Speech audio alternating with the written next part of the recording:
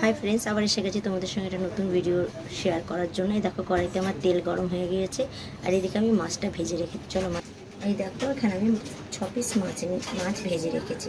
এবার চলো কড়াইতে আমার তেল গরম হয়ে গেছে, চলো দেখাচ্ছি।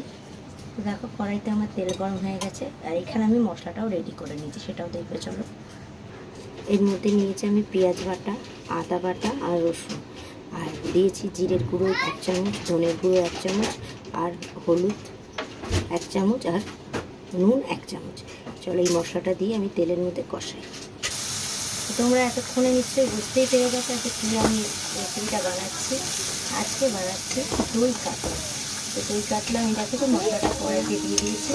মশলাটা ভাজার জন্য আমি একটু অপেক্ষা করবো, কারণ মশলাটা একটা কাঁচা গন্ধ আছে, যাতে এই কাঁচা গন্ধটা চলে যায় সেটার জন্য মশলাটাকে আমি একটু ভেজে নেব। চলো ফিরে আসছি। তো দেখো আমি এতে একটু দিয়ে দিয়েছি তোমার লঙ্কার গুঁড়ো, আর একটু দিয়েছি তোমার কাশ্মীরি মির্চ।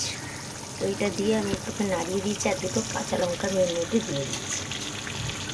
দুটো কাঁচা লঙ্কা আমি দিয়ে দিচ্ছি। দিয়ে একটু থেকে মশলাটাকে ভালো কালার যাতে আসে, মশলাটাকে একটু ভাজা ভাজা করে নিই, তারপর দেখাচ্ছি আর কি মশলা আমি এতে দেবো আজকে দই কাতলা।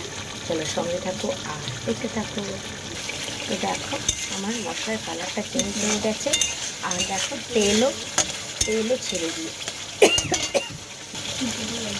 দেখো মশলাটা আমার কষানো হয়ে গিয়েছে, আর দেখো তেলও ছেড়ে দিয়েছে। এবার আমি এর মধ্যে দিয়ে দেবো আমার ফেটানো দই।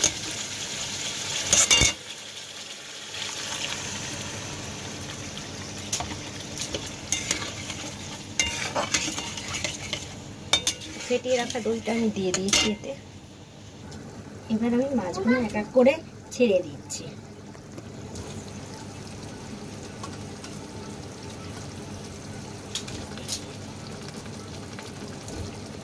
একটা খুব সহজে যাতে খুব তাড়াতাড়ি হয়ে যায় দই কাতলার রেসিপিটা।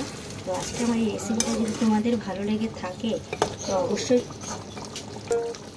দেখো, আজকে এই দই কাতলা রেসিপিটা যদি তোমাদের ভালো লেগে থাকে তো অবশ্যই একটা লাইক, কমেন্ট, শেয়ার, সাবস্ক্রাইব করতে একদম ভুলো না। চলো আজকের জন্য টাটা।